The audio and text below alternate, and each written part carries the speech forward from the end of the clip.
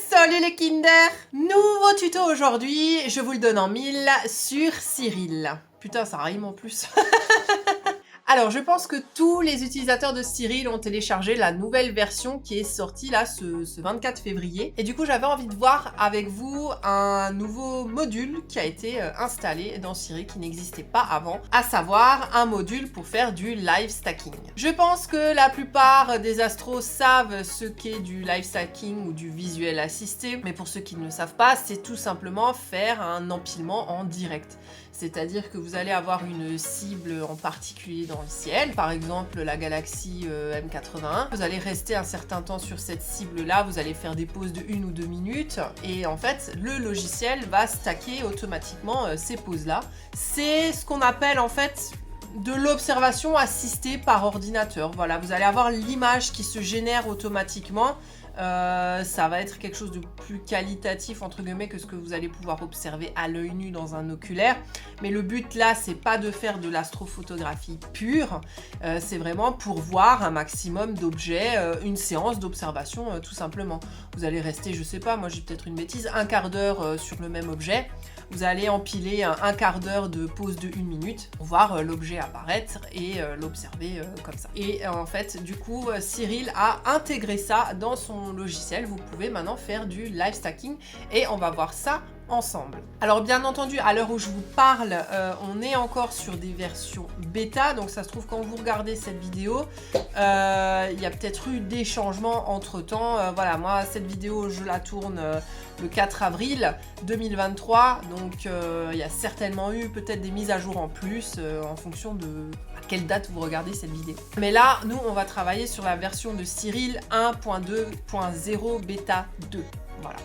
Donc sous Cyril, le live stacking se trouve ici sur le petit bouton là. Alors, chose très importante, il va falloir définir votre dossier de travail. En fait, le live stacking, ça va récupérer les images au fur et à mesure qu'elles se créent. Dans votre dossier, par exemple, si vous travaillez avec Nina, vous avez un dossier qui se crée de la cible. Et en fait, c'est ce dossier-là que vous allez renseigner à Cyril parce que c'est ce dossier-là où les images vont se générer automatiquement au fur et à mesure qu'elles se prennent. Moi, là, on va faire une simulation. Hein. Nina n'est pas en cours d'acquisition, on est en pleine journée. Voilà, j'ai fait une simulation. Donc, j'ai choisi un dossier, vous voyez là-haut, Live Stacking Simulation.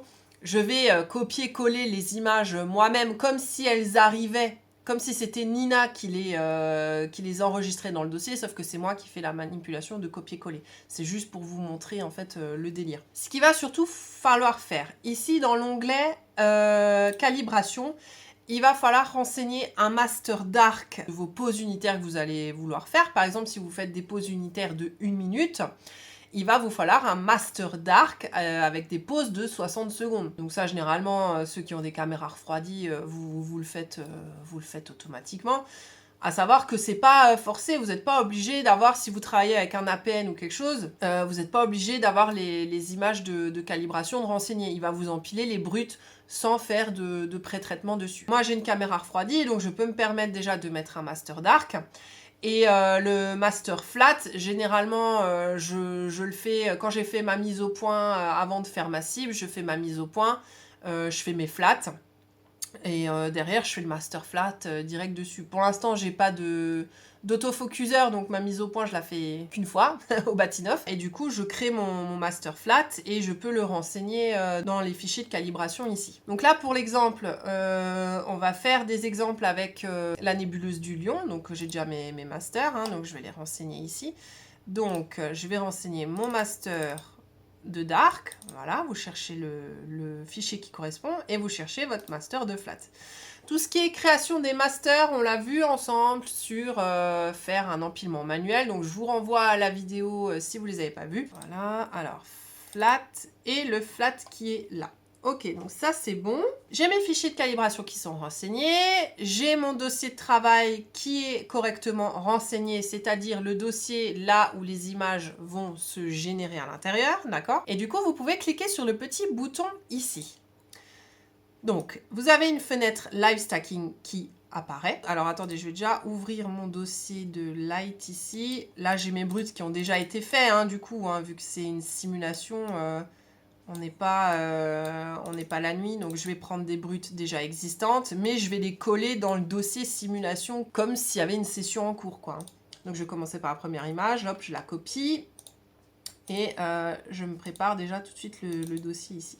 Vous pouvez lancer la séance de live stacking, donc vous faites play, et là, vous voyez, il vous met une phrase qui vous dit « Attention, le live stacking attend des fichiers ». Donc là, en fait, il va tout simplement attendre que Nina génère des images et au fur et à mesure qu'elles arrivent, il va les prendre et les empiler. Donc là, on va tout de suite faire la simulation. Hop, je vais coller mon image. Tac. Et il l'a mis direct. À savoir que là, vous voyez encore l'anglo. Généralement, il disparaît à la deuxième image. Quand la deuxième image vient, il disparaît. De toute façon, vous voyez bien ici, si vous ouvrez là la fenêtre configuration, vous voyez bien qu'il a pris en considération le master dark et le master flat. D'accord ? Donc maintenant, on va tout de suite voir, je vais vous montrer avec la deuxième image. Hop, on va aller dans la simulation du live stacking. Je vais la coller et voilà.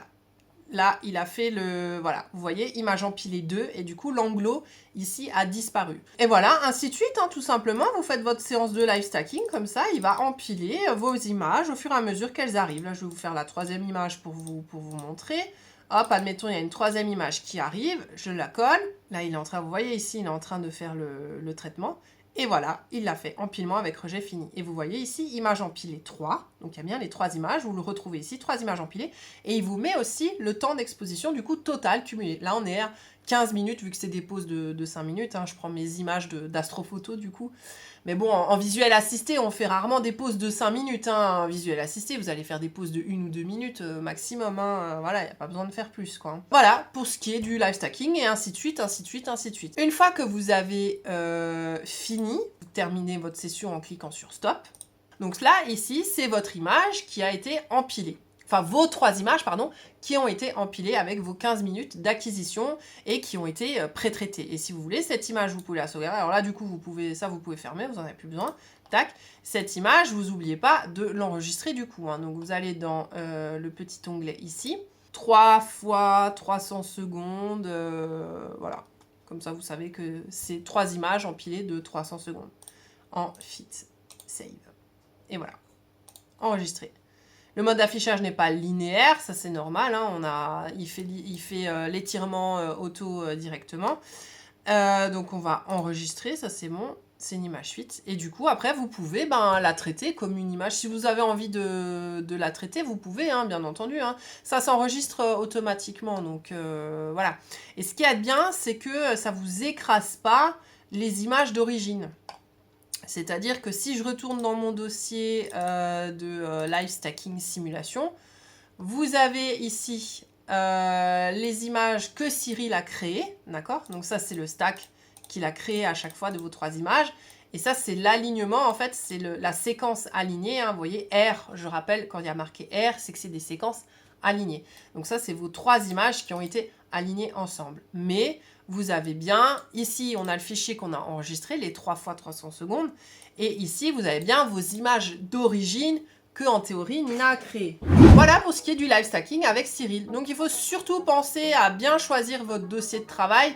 Quand vous allez changer de cible, notamment, je parle surtout avec le logiciel Nina. Quand vous changez de cible avec Nina, vous étiez sur M81, vous passez ensuite sur M31, j'ai une bêtise. Vous avez un nouveau dossier qui va se créer M31. Pourtant, Cyril, il sera toujours sur le M81. Donc, il faut bien penser à changer son dossier de travail et à basculer sur le dossier de travail avec la cible concernée hein, pour qu'il empile correctement les images. Encore une fois, les fichiers de calibration, le master dark, le master flat n'est pas obligatoire. Voilà, si vous voulez juste faire comme ça, vite fait, sans vous prendre la tête, vous n'êtes pas obligé de renseigner les fichiers de calibration. Si vous les avez, c'est mieux, bien sûr. Je pense que quand le ciel s'améliorera un petit peu en Alsace, je pense que je ferai moi aussi des petits lives de visuel assisté sur Twitch. J'attends juste le ciel qui soit au rendez-vous parce qu'en ce moment, c'est catastrophique. Voilà, je sais pas pour vous dans les autres régions, mais ici en Alsace, franchement, c'est très très dur. Hein. Depuis que l'hiver a commencé ici, on s'en sort pas. Hein. C'est catastrophe sur catastrophe. Du coup, c'est tout pour moi aujourd'hui les Kinder. Je vous dis à très très bientôt pour un autre tuto, une autre vidéo, je vais voir. En attendant, portez-vous bien. Gros schmutz!